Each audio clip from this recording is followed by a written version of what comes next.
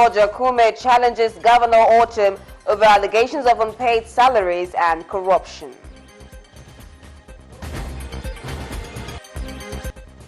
Outside Nigeria, evacuations have begun, ordered as the U.S. East Coast braces for Hurricane Florence.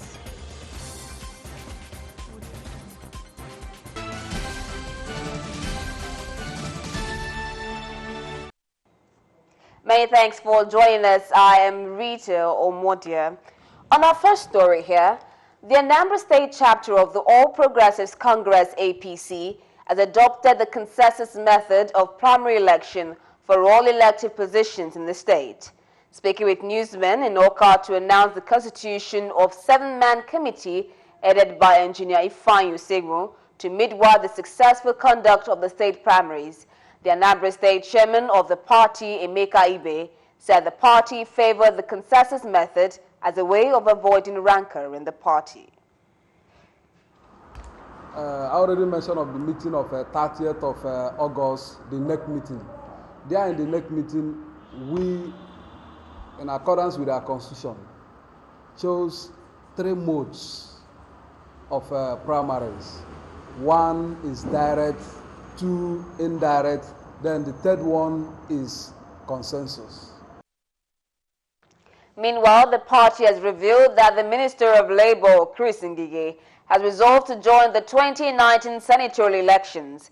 The party ESCO went further to debunk the claim that Senator Andy Uba of Anambra South Senatorial District has dumped the party for the PDP. It announced that the 7th senator has already purchased the expression of interest and nomination form under the All Progressives Congress. Then the party, in their wisdom, now said that each state should go back to their respective state and choose the one that will be more conducive for them amongst the 3. And by so doing, we also agreed in that meeting that a committee should be set up in order to midwife the process of this mode of primary. Moving on, stakeholders of the All Progressives Congress in Benue State have adopted indirect primaries as mode of selecting aspirants contesting on its platform in the forthcoming 2019 general elections in the state. The mode of the primaries was adopted after various stakeholders from across the 3 senatorial zones met in Makurdi, the state capital, to deliberate on the future of the party. Some party chieftains, elders, aspirants and representatives of women, youth and local government council chairmen and councillors had cited insecurity reasons among the challenges for adopting indirect primaries as a way forward. Good points and bad points. But as far as Benue State is concerned, I don't think it's in our favor now to think of direct. Because a good number of some people who carried the broom with us have crossed over and gone to the other side. To say the entire Benue youth support the decision for the indirect primary. At that point, I got convinced that I think what we need to adopt is the indirect. Image it is to the advantage of other parties. So we have to tread with caution.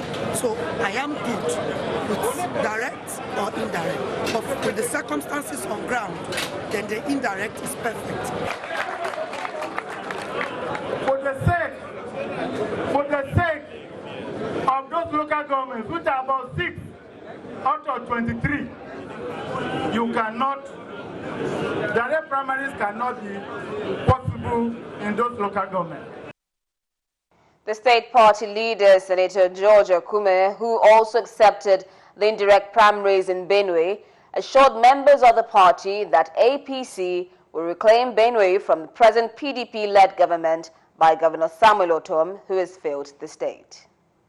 This is a major appointment you are trying to give to someone. And you expect these people to rise up to a man in support. Otom lost his local government. Otom also lost with his wife, local government. The party is yet to fix a date for its primaries as all members have been told to go back and intensify efforts towards ensuring that the APC wins next year's general elections.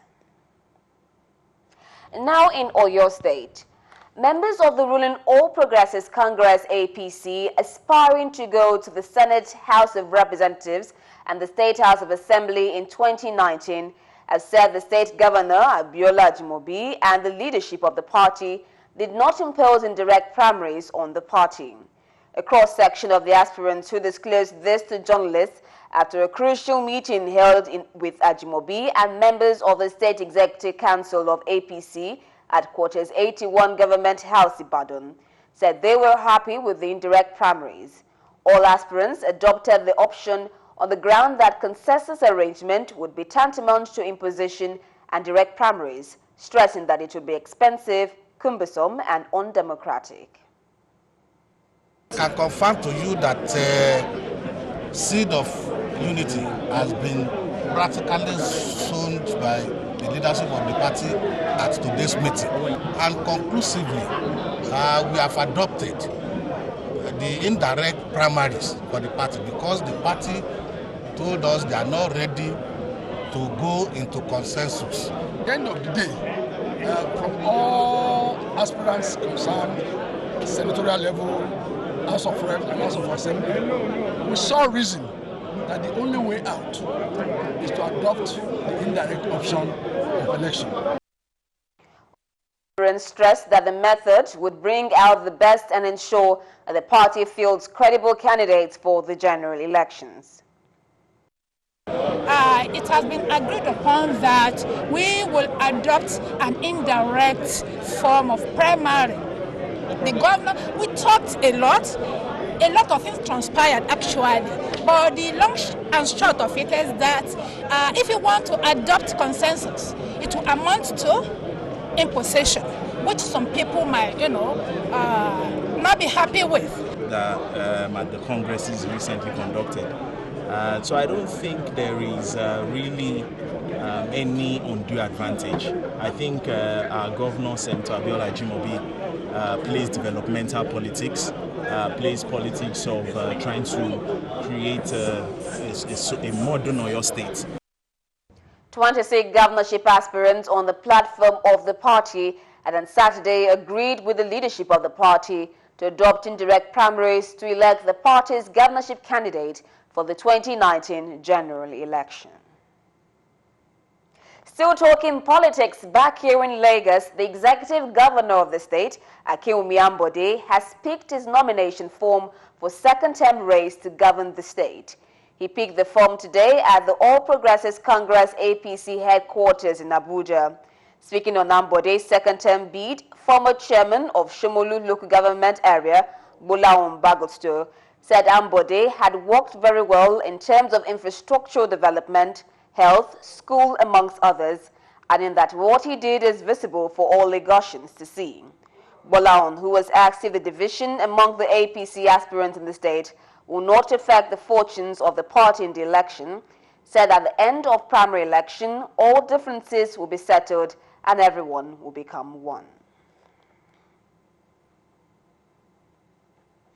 Still in the build-up to the 2019 January elections, the Buhari-Osinbajo Mandate Group has continued to galvanize support for the return of President Muhammadu Buhari to office in 2019.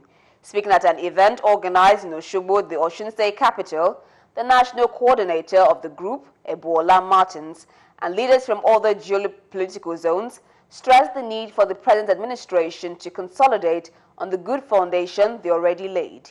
They noted that the integrity of President Buhari has earned him good recognition by both within and outside the country, hence international communities are willing to do business with Nigeria. They believe that the president is doing the right thing. This is not a social media war. This is the fact that we have seen. And the president should know that these people love him for it. We are using this rally just to tell Mr. President that we want him to come back. If he refuse, the Muslims among us have said they are going to take him to Sharia court of law to challenge him because he has to come. Other executive members of the group also urged Nigerians to support government programs and policies to get Nigeria on the right pedestrian, as well as consolidate on the gains of democracy and good governance. We are out there as members of the Buhari Osinbajo Mandate Group to help to keep engaging Nigerians and reporting it the way it is, to Nigerians. This government is a responsible government. We expect Nigerians to vote for Buhari Osinbajo, okay? So that there will be continuity. We'll nip in the buds of all those that are stealing, all those that are looting our funds. Enough is enough. Earlier, the leaders, zonal coordinators, and member of the Buhari Osinbajo Mandate Group had a solidarity walk in support of the president's ambition. They walked from Underbridge near State Secretariat to the popular Freedom Park Old Garage, Osogbo.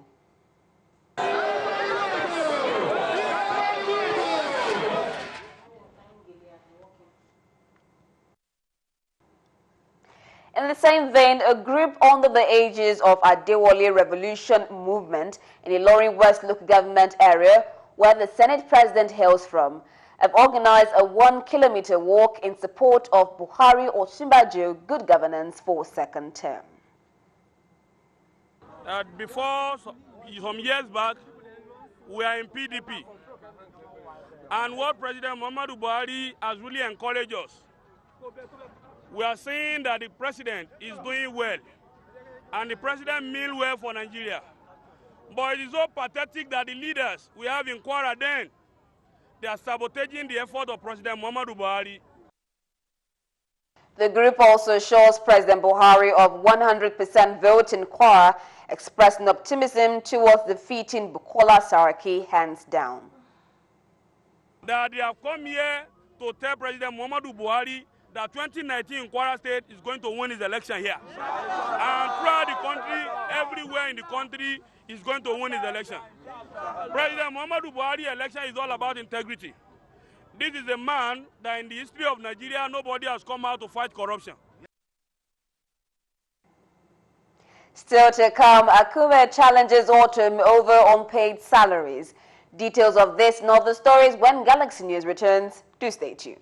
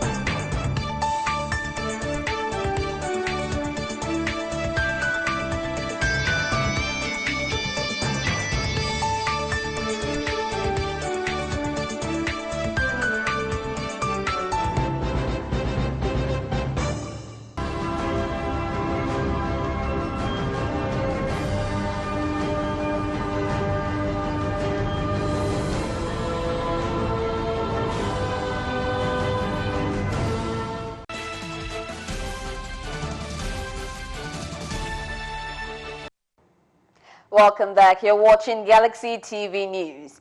For more updates and latest news, visit our website www.galaxytvonline.com. Subscribe to our YouTube channel, youtube.com/Galaxy TV Nigeria. You can follow or interact with us on our Facebook page, facebook.com/Galaxy TV, or tweet at us at Galaxy TV. Don't forget to follow and tag us on our Instagram page at Official Galaxy TV. Our social media platforms are user-friendly and can always accommodate your live updates and comments.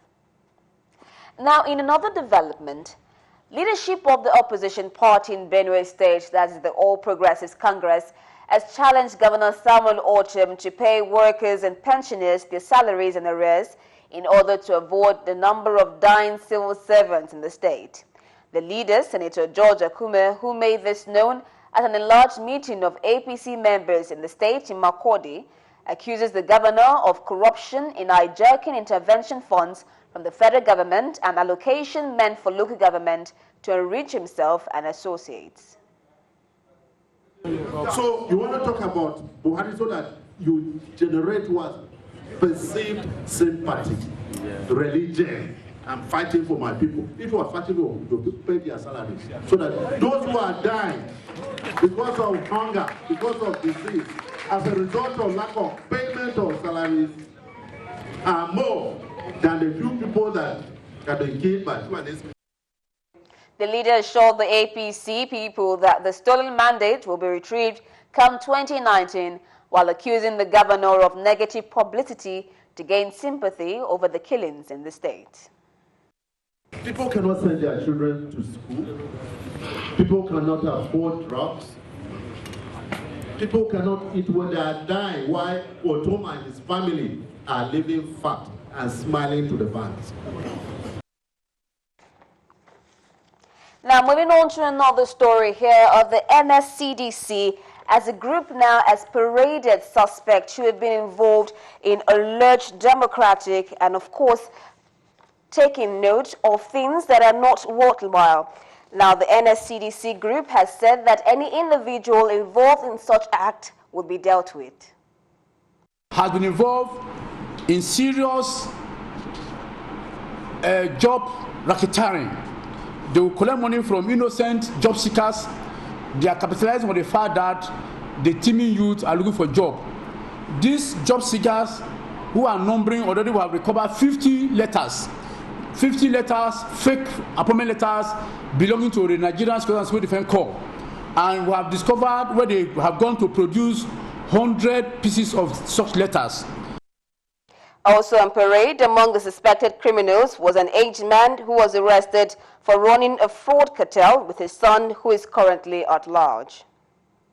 Omi Toye Femi Elijah, 80 years old man, you have seen being paraded, is a father to one Henry Omitoye, who is now at large.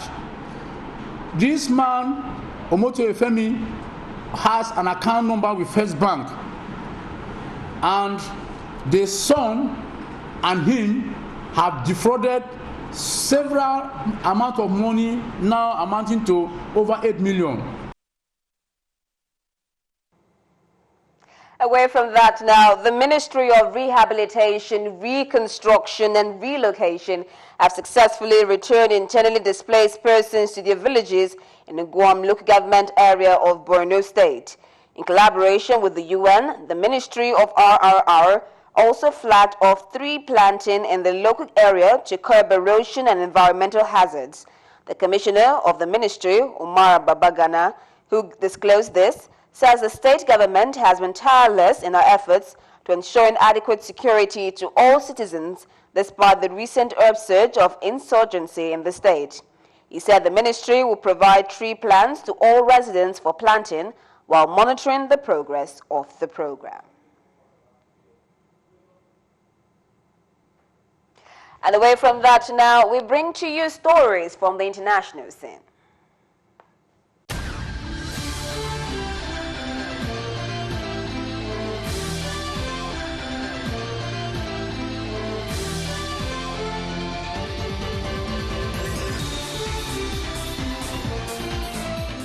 Welcome to the international scene. Evacuations have been ordered as U.S. East Coast braces for Hurricane Florence in what may be the strongest storm to hit the region in 2 decades. South Carolina, North Carolina, and Virginia have declared states of emergency, and residents are stocking up on essential supplies. Officials say Florence is now a Category 3 storm with 183 km/h winds and gaining strength. It is expected to strike the Carolinas by Thursday. Forecasters say Florence, which was 1,200 miles southeast of Cape Fear, North Carolina, on Monday morning, could reach Category 4 as it draws strength from the warm Atlantic waters. Natural Hurricane Center says Florence has the makings of an extremely dangerous weather event and may bring catastrophic levels of rain and flooding to coastal and inland regions. North Carolina officials on Monday ordered residents to evacuate the state's Outer Banks barrier islands. South Carolina's State Emergency Management Agency says it is preparing for the possibility of a large-scale disaster. In the meantime, officials say the U.S. is to close the Palestinian Liberation Organization's mission in Washington. The PLO is the internationally recognized representative of the Palestinian people. It opens its office in the U.S. Capitol in 1994. PLO Secretary General Saeb Erekat called the planned move a dangerous escalation. The U.S. National Security Advisor John Bolton is set to announce the closure in his speech. He will reportedly cite Palestinians' efforts to persuade the International Criminal Court to investigate alleged Israeli crimes and the refusal to resume peace talks. U.S. President Donald Trump is preparing to unveil a long-awaited Middle East peace plan, but Palestinian officials have refused to engage with his envoys since he controversially recognized Jerusalem as Israel's capital in December. Still on the international scene, French police have detained a man who stabbed 7 people, injuring 4 seriously in an attack on tourists and passers-by in Paris. The man wielding a knife and iron bar struck by a canal in Paris's 19th district. The man, said to be Afghan, was soon arrested. The incident is currently not being treated as a terrorist attack, and among the victims were 2 British tourists. Police say the 2 men in their 50s suffered serious stab wounds to the chest and stomach. Eyewitness Yusuf Najer, 28, said he was walking beside the canal when he saw a man running and holding a knife about 10 to 11 inches long. The man then reportedly attacked the 2 British tourists in a nearby street. There have been several knife attacks in France over the past few months, but few have resulted in terrorist investigations.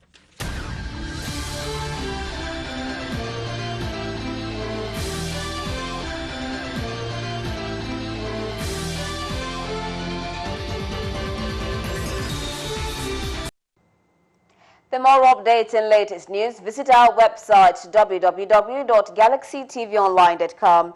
Subscribe to our YouTube channel, youtube.com/GalaxyTV Nigeria.